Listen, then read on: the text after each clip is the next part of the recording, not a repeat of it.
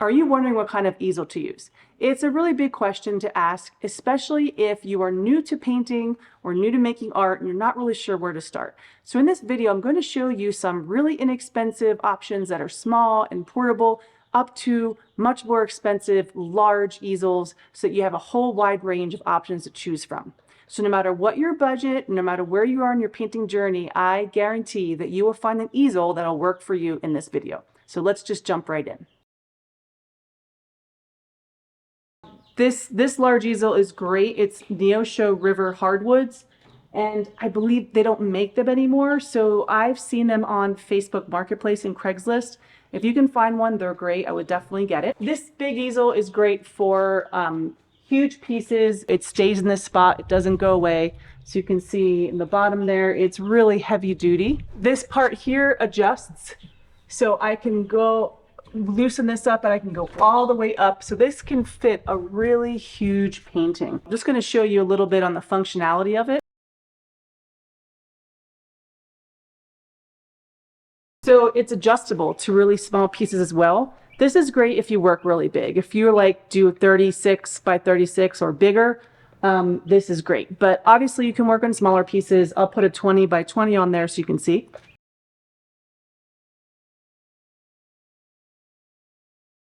By the way, if you're wondering what all the chirping is in the background, I've got 9 2-week-old baby chicks right over there in a playpen. We're really excited to have baby chicks, and they live in the studio so they can be monitored and they get lots of nice light. So that's what all the noise is about. As you can see, a 20 by 20 fits just fine on this. So it's really versatile. It goes from small to big, but this is going to need a nice corner or a nice big area in your studio. This takes up this whole corner section in my studio, and obviously it does not move. Let's go to a medium-sized easel now. So I got this easel from Blick, and it is good for medium to large size pieces.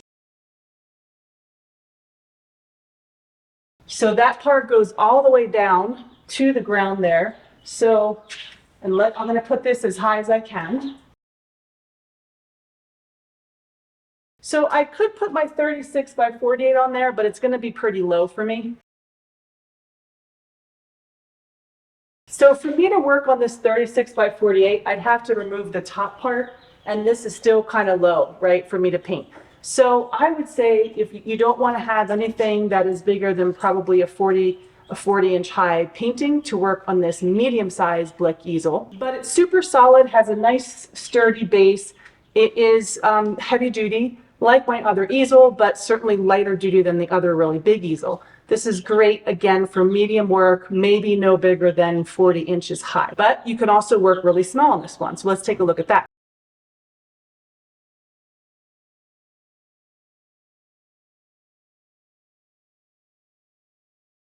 So that's a little 12 by 12 painting, and it fits well on this easel. You could even move this up more. It fits well on this, so it can go really small as well. Clearly, it's going to be more solid than the other sort of lightweight options. Real quick here, could you hit a like? If you're still here right now, you're getting something from this video, so just hit a quick like, costs you nothing, but it actually tells YouTube that my content is worth watching. So please do that. I'm going to unbox this easel from Craft Geek, and I have never tried it before, so I'm really excited. So let's go ahead and give it an open. This is super nice. First of all, I'm just going to say it like packs nicely like this. It is not really heavy. Maybe it's 5 pounds or so, and it just looks really good. So let's keep opening it. So it looks like the first thing we do is we pull out the sides. Ooh, that's slick. I wanted to show you that. So check that out. Makes a really cool little noise. Wow, it is like super solid construction. Okay, it looks like this is the anchor. And you twist that, and that goes like, ooh, it goes like that. That's cool. Okay. So, and it looks like you just twist to the right to adjust the length, or sorry, looks like left.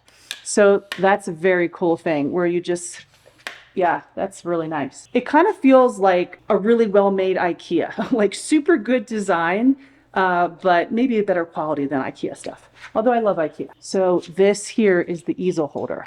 Okay, so you flip that open, and that goes like that. And there are these little tabs right here. So it just goes out like this, and like that. So your artwork goes right there. Wow, it's so solid and nice. Let's go ahead and give it a try here. So this is a 12 by 12 painting, fits pretty nicely, and I can move this down if I want to. When I teach in-person classes here, and I often use these easels from Michaels. And so I want to sort of test these out a little bit and just do a little painting on each of these pieces and just see if we can notice a big difference.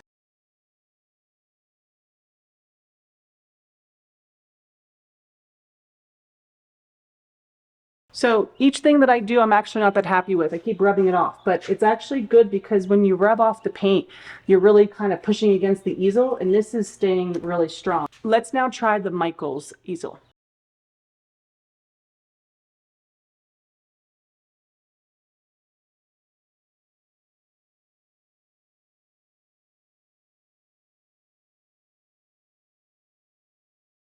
So this holds up very well too.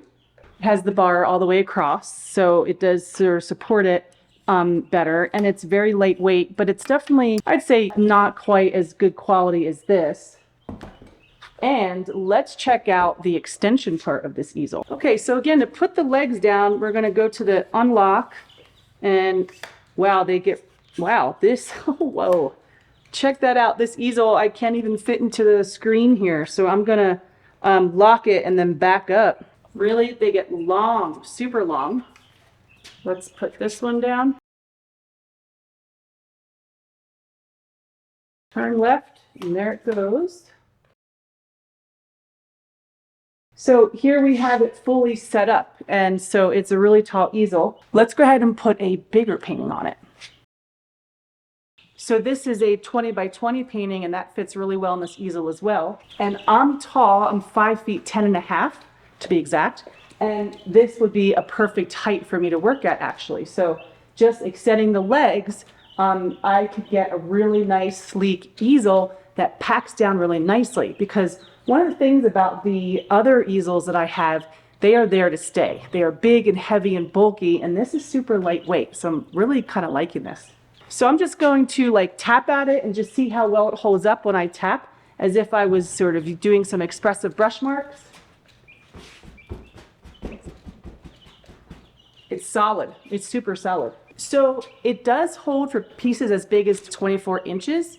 There's a little knob on the back that I was turning, and that allows me to extend that top part more. If you're an artist who doesn't want to have like a big heavy easel in your space and you don't work bigger than 24 inches, then this would be a really great choice. So let's go ahead and pack it down. It's really lightweight. I mean, I can just hold it with one hand here.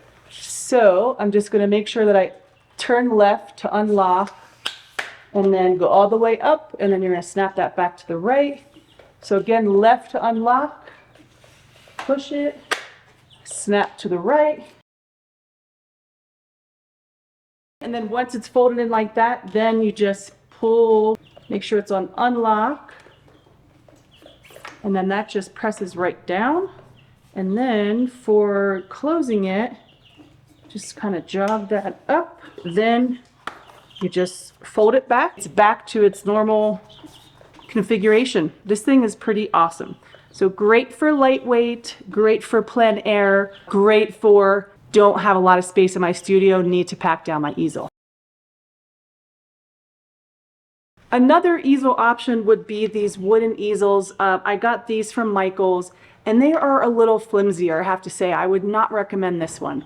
And what I find is these little fixtures on the wood, they break down really easily. These parts often break off, and so the wooden ones definitely do not recommend. If what you're looking for is a small easel, I would go with this one. You can do about 20 inches high on these.